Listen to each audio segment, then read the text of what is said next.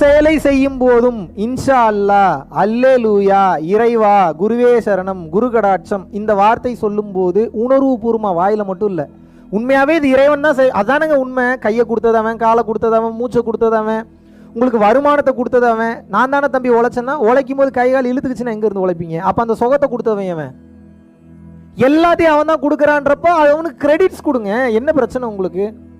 அவன் பெருமை அவன் எதிர்பார்க்கல, நீ உணரு, நீன்ற ஒன்னே இல்லைன்ற அவன் விருப்பப்படுறான். அப்படி அவனுக்கு கிரெடிட்ஸ் கொடுக்கும்போது என்ன ஆகும் அப்படின்னு வந்து கேட்டீங்கன்னா, நல்லா கவனிங்க. இறைவா, இறைவா, நீ தான் இதை செய்ய வைக்கிற, நீ தான் இதை பேச வைக்க. இறைவனின் புகழறிந்து செயல்பட வேண்டும், இறைவனின் பொருள் அறிந்து செயல்பட வேண்டும். இறைவனின் பெருமையை நினைச்சு நினைச்சு நினைச்சு நினைச்சு நினைச்சு ஒவ்வொரு வேலையும் செய்யணும். அப்படி நீங்க செஞ்சிட்டீங்கன்னா அந்த பாவமும் உங்களை சேராது, அந்த புண்ணியமும் உங்களை சேராது. முதல்ல பாவமே செய்ய முடியாது. இறைவன் பேரை 100% உணர்ந்துட்டீங்கன்னா பாவம் வராது. உங்களால் பண்ண முடியாது, எழுதி தரேன் நான், பண்ணவே முடியாது. ஏன் அப்படின்னா இறைவன் நினைச்சிட்டீங்கன்னாவே அது தப்பாவே போகவே போகாதுங்க. 100% சொல்ற போகாது.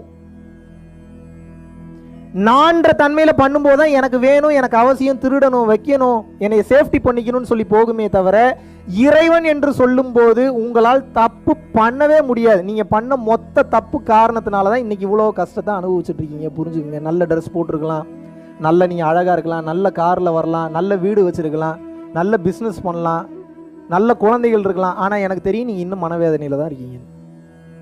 ஏன் அப்படின்னா அவ்வளோ சீக்கிரம் மன நிம்மதி யாருக்கும் வந்துடாது. மன நிம்மதின்ற ஒன்று வந்துருச்சு அப்படின்னா எனக்கு நல்லா தெரியும், முதல்ல உங்களுக்கு மைண்டு ஸ்டெபிள் ஆகிடும். உங்களுக்கு எதை கண்டு முதல்ல கலங்க மாட்டீங்க.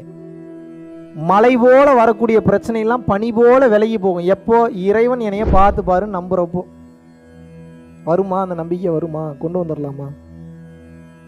கொண்டு வரணும். நீங்கள் அப்படி கொண்டு வராமலாம் வாய்ப்பே கிடையாது. நீங்கள் மேஜிக்காக நடக்கும். ட்ரஸ்ட் மீ, பெரிய பெரிய மிராக்கள்லாம் நடக்கும் நீங்கள் இறைவனை நம்பிட்டீங்கன்னா. எப்பேற்பட்ட சூழ்நிலையிலையும் நீங்கள் இறைவன் நடத்தியே தீர்வாருன்னு நம்புங்க. 100% உங்களுக்கு அந்த நல்லது நடக்கும். உங்களுக்கு வரக்கூடிய பெரிய பெரிய பிரச்சனைலாம் காணாமல் போகும். இதுக்கு தான் ப்ராக்டிஸ் பண்ணணும். இந்த கல்வியை தான் சொல்லிக் கொடுக்கணும். நீங்கள் எங்கே நம்ம எங்கே ஸ்கூலில் யாருக்கு நம்ம இறைவனை நம்புன்னு சொல்லி கொடுக்குறோம்? உன்னை நம்பு, உன்னால் முடியும்.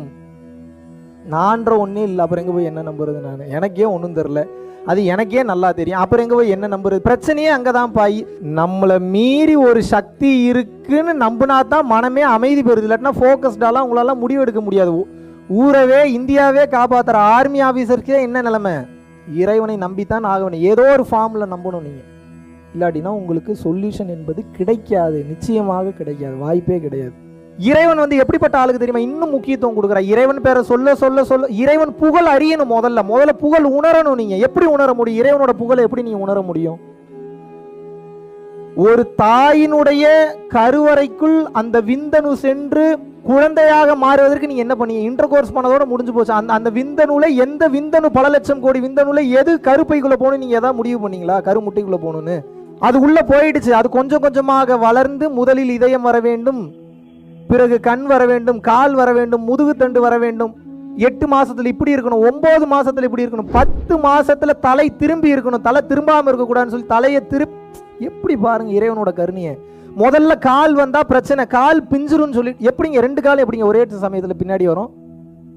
அப்ப குழந்தை பிறக்கும் போது தலைதான் கீழ்ப்பகுதி இருக்க வேண்டும். தலை இழுத்துட்டீங்கன்னா கால் 2 ஈஸி. எப்படிங்க இறைவனோட அருமை எப்படிங்க கண்டுபிடிச்சிருக்கான்? இந்த புகழை உணரணும். ஒவ்வொரு நாளும் உணர்ந்தீங்கன்னா நீங்க உங்களுக்கு என்ன தெரியுமா ஆகும்? பேச்சே வராது, அழுதுகிட்டே தான் இருப்பீங்க. நீ உட்காந்து நீங்க அழுகுறீங்களா? அந்த அழுகை கிடையாது. எனக்கு அது சரியில்லை, இது விளங்காம போச்சு, புருஷன் சரியில்லை, பொண்டாட்டி சரியில்லை, ஒன்றும் விளங்க மாட்டேன், இந்த அழுகை கிடையாது. இது எந்த அழுகை அப்படின்னு வந்து கேட்டீங்கன்னா, இறைவனோட புகழை உணரும் போது, அறியும் போது பேச்சே வராது, கண்ணீர் பட்டு தான் வந்துகிட்டே இருக்கும். ஏன்னா அங்க பேசுறதுக்கு ஒன்றும் கிடையாது. ஏன்னா எல்லாம் கரெக்டா நடந்துகிட்டு இருக்குன்றதை புரிஞ்சிருவீங்க நீங்க. நம்ம தான் இன்னும் அதுக்கு தகுதியாகல போல. நம்ம தகுதியாகும் போது இறைவன் சரியா பண்ணுவார் நம்பிக்கை வரும்போது கேட்க மாட்டீங்க. முதல்ல இறைவன் இதை கூடு அதை கூடுன்னு முதல்ல கேட்க மாட்டீங்க. புரியுதா புரியலையா நான் சொல்றது? இறைவன் அவ்வளோ வல்லமை பெற்றவன், அவ்வளோ வல்லமை படைத்தவன். அவனால் முடியாத விஷயமே கிடையாது. எல் ஷடாயின்றாங்க, சர்வ வல்லமை படைத்தவன். சர்வ வல்லமை படைத்தவனுக்கு எங்க உங்க வீட்டு பிரச்சனையை முடிக்க முடியாதாங்க? என்னங்க இது பேசிக்கான காமன்ஸ். உங்க வீட்டு பிரச்சனையை முடிக்க முடியாதா? குழந்தை இல்லாதவங்களுக்கு குழந்தை கொடுக்க முடியாதா? ஒன்றும் இல்லாத நம்ம நினைச்சாவே சின்ன சின்ன விஷயம் பிளஸ் பண்ணும்போது இறைவன் அந்த அருள் ஆற்றலை கொடுத்துட்றான். அவனே இறங்கிட்டானே எவ்வளவு தூரம் பண்ண முடியும்? Yes or no? பிரச்சனை என்னன்னா உங்களுக்கு நம்பிக்கை இல்லை. இதுதான் உண்மை, இதுதான் சத்தியமான உண்மை.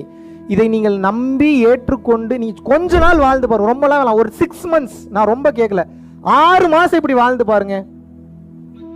உங்க வாழ்க்கை மாறலையா, நீங்க விட்டுட்டு உங்க வேலையை பாருங்க.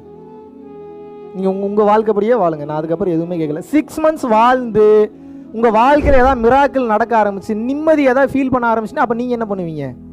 ஒரு விஷயத்துல உங்களுக்கு சந்தோஷம் கிடைச்சிருச்சுன்னு தெரியுது, உங்களுக்கு ஒரு நல்லது நடக்குதுன்னு தெரியுது, அதை ஏன் பண்ணக்கூடாது? உங்களுக்கு சொல்யூஷனே அதுதான் சொல்றேன், ஏன் பண்ணக்கூடாது?